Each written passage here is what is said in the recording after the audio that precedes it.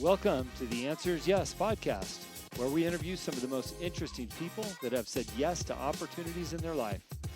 We hope that through these stories, you can learn to create your own destiny by saying yes along the way. Join us as we explore the new series covering topics such as passion, integrity, and hard work. I'm your host, Jim Riley, and I hope you enjoy these interviews as much as I do. I believe that everyone has an important message worth hearing. Hello and welcome to the Answers Yes podcast. Thank you again for tuning in. Up in Montana here, we just have such a wonderful community and society and great family values up here. One of the reasons why I moved up here, within 5 minutes of landing on the airplane, I saw on the street corners, they post the 10 Commandments up here. It's a very, I don't know, people are very open about their faith up here, and I just love that. And they're very transparent. So I knew I was in the right place when I landed. But despite all these great things in a wonderful place like this, we have a suicide crisis in Montana with our teens. And there's a lot of factors there, but I think it's magnified with COVID. And when I saw this next guest in her social media feed, I follow the American Sheriff, whom I'm a big fan of, and what he's doing down in Arizona. But I saw her on the feed, and I thought, I need to have her on the show. So I have Jheri South, right, on the show today. Yes. How are you? I'm great. How are you? I'm doing well. I don't always reach out to people to do the show, and when I do, I don't always get them, but man, I'm so grateful that you reached back and you were willing to come on the show today, because the message that you're sending to our teens and the work that you do with our teens, I think it is so critical and vital to their futures. And I want to talk a lot about that and hear what you're doing. Would you mind just giving us a brief background on yourself, maybe a few things you said yes to get you where you're at today? Absolutely. Well, yeah, I do. It's interesting because I wasn't always working with teens, and my focus wasn't originally parents of teens. I have my own story of reinvention, and I was made a single mother of 6 children several years ago and really had to start over. That was a difficult process. And my ex-husband is still alive today, but he suffered from addiction. And so that caused a lot of problems for my children. And he was an amazing father and husband. And one day it was like our world was turned upside down. We lost everything.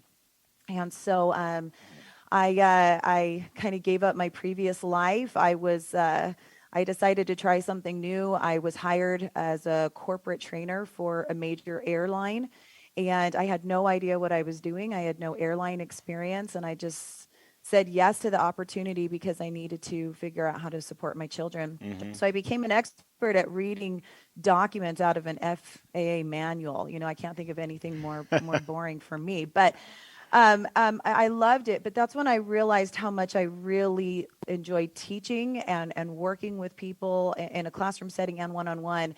And so as I kind of continued on in my journey, I spent a lot of time looking into the coaching industry, a couple of years doing certification work and things like that. And my goal was to work with single mothers. I saw this huge need. I had really been through a lot, and I had reinvented myself. And so I wanted to help women who were in that same situation. And so at this point in my life, I had my own radio show on KTAR. I was which is in Arizona, that's the largest talk show station in Arizona. I had a real estate team. I probably had the best year of my life in real estate. And I walked away from that and decided to start my own business helping single mothers. So it was a huge risk for me. I was taking care of my family. Well, at the same time, I had a son, my oldest son, who's an adult now. He had really been struggling for years. He took the divorce the hardest, and he never really bounced back. I kept thinking, I'll figure out a way to put this back together. I was remarried. I had a 7th child, and I felt like I never got him back. So in the meantime, I'm taking him to counselors and to therapists, and nothing's working. And excuse me for getting a little emotional, but he ended up in a behavioral health facility, and he tried to commit suicide. And as a mother, I remember thinking, where's the help? I'm trying everything. I'm spending thousands of dollars. I'm getting the best referrals. And he went to some really great people. Nothing helped this kid. And I couldn't figure out how to help him. I'm his mother. He doesn't want to listen to me. So it's interesting the timeline of all of this because I have these amazing skills and tools that I'm using to help these women.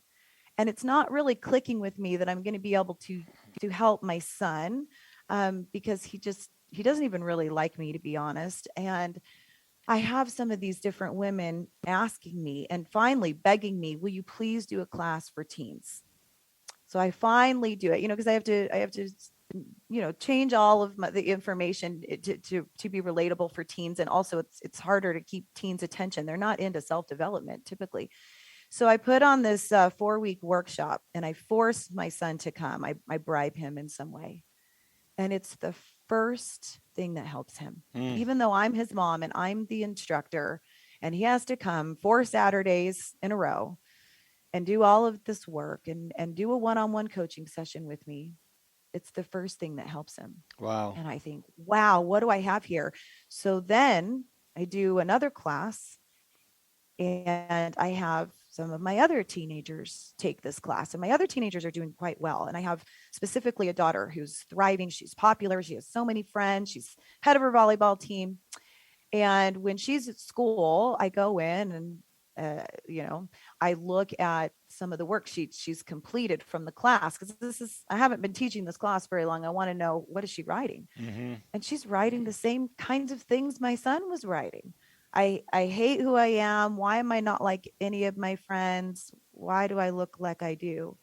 And I was shocked because this teenager, she is great. She's Mm-hmm. thriving. I'm close with her. I think she's telling me everything. And as I start doing more work, I realize every teenager needs some kind of life coach or life coach instruction. Wow. Yeah, They I don't think we realize they live in their own little worlds.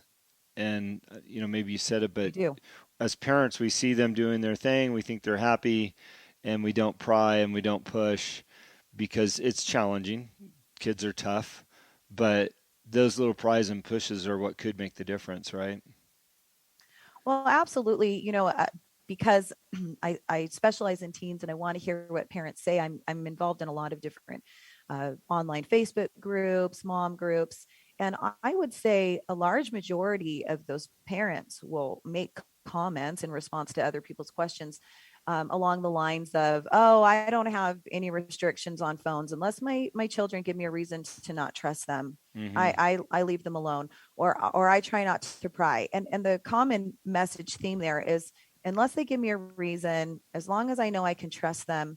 And so what I'm hearing in those messages is, I leave my kids alone. I try not to pry because they're doing well. And how I feel, and the statistics say that only 1 in 10 teenagers will tell their parents what's going on in their minds at all. And even then, it's usually not the entire truth. Right. And that has been my experience, even when I hold a lot of different workshops out here, mostly just locally in Arizona. In fact, I live about 10 minutes away from the American sheriff, just so you know. And I teach for his organization, for his youth redirection group. But when I have a workshop of just teens, yeah, the first day they'll tell me all kinds of things, that they sneak out of their room at night, or they're chatting on Snapchat at 3 in the morning and their parents don't know, or they have a boyfriend they're not supposed to have. As soon as I add parents to the workshop, and the parents could be sitting on the other side of the room, teenagers clam up. They don't have anything to share. They don't want to talk. And so, and I know that with my own children, teenagers, they really do need a safe place to be able to say the things. Whether there's lots of reasons they don't want to tell their parents. They're worried they'll get in trouble. They're embarrassed. They want their parents to be proud of them. Teenagers, for the most part, like to put on a front that everything is okay. That's what they want their parents to see. I listened to a speaker about teen suicide, and he said one important factor that needs to exist in a teen's life, and you're reinforcing this, by the way, is that all teens need an adult figure in their life that they can trust. Yes, For the exact reason, like you absolutely. just said, you're that adult in the room, but you're not their parents, and they feel comfortable sharing with you because that could make the difference of the choices that they make. And so I looked at my life and my family with my wife, and my wife's great about connecting with like the kids in the neighborhood. And I thought, thank goodness she's connected with a couple of these teens because maybe she's the one that will be there for them when they need an adult, but not their parent. And I suppose that's a great message for parents to hear that your kids need another adult person in their lives that they can trust.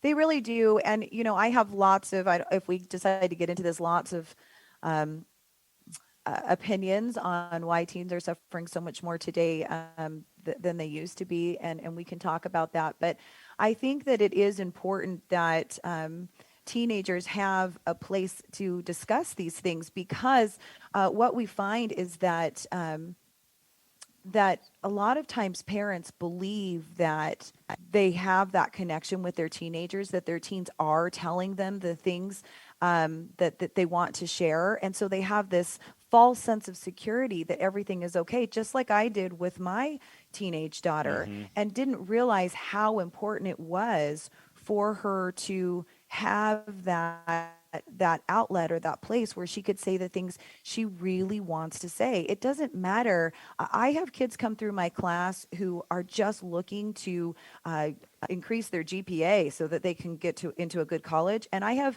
teenagers that come here who have been going to therapy for years and are trying to stop cutting. All of these teenagers are experiencing the same emotions. All of these teenagers are not telling their parents what's going on in their minds. And I have to say, this doesn't apply to all parents, but the majority of parents haven't learned the skills that I'm teaching the teens either. And so they don't know how to react to their children. They're quick to fix things. They forget what it's like to be young. Here's the thing too, when it comes to needing a role model, and I work. I'm totally in support of women working, but what children are seeing today is a lot of stress in the world that we live in. Two parents working, not having time for those meaningful conversations. Yeah, we'll talk about it later. I've got to figure this out. I've got to go to work, and so they are turning to look for role models on social media, and what they're seeing there are, in my opinion, I think we share a lot of the same values, probably not what we want our children focusing on, which I think is causing more unhappiness than anything else. It's a lack of family connections, and it's a focus on fame, success, money, and worldly things. Yeah. And what's amazing about them turning to social media is if they go down a rabbit hole even for a minute, whether that's pornography or whatever the genre is on social media, the algorithms keep feeding them that and more and more and more. So it's really the second they go down that hole, they're going to get pushed further into that and fed more and more content. It's absolutely disgusting to me. Oh yeah, I mean, I don't always tell people this because then they think, whoa, she's extreme. But none of my children are allowed to be on social media until they're 18. Most parents don't do that. I'm just lucky. My oldest son, that was not the case. He was very, he gave me a run for my money parenting. I hope I'm a better parent now after raising him. But my other teenagers, they just don't give me a lot of pushback. I don't allow them to be on social media, and they don't like it, but they don't ask me all the time. I don't think there's a one solution for every family. I understand there are kids that if you didn't let them on social media when they're 16 years old, it would probably be the end of the world every day. But what I do think is that there are appropriate ages to be on social media. When I remember the day that I looked at my daughter's worksheets and what she was saying, and everything was about herself, comparing herself to her friends, and how she didn't like that she didn't look like them and act like them. Hmm. And I thought, what if she was on social media? This is just her going to school. Right. Wow. Social media can be so dangerous. These kids are trying to look like fake influencers. Everything there is fake. Hmm. I would say the majority of the problems that I see with teenage girls that I'm working with come from comparison to what they're seeing on social media. Yeah. Yeah. You touched on it a little bit, but what are some of the reasons why teenagers are more challenged now than before? Well, I think it's interesting because I think we can look at a lot of different things. I think the pandemic really did a number on everybody, but specifically teenagers. It created a lot of fear. I'm still working with some kids that can't go back to the classroom. They can't go back to school. They have a lot of anxiety. Mm-hmm.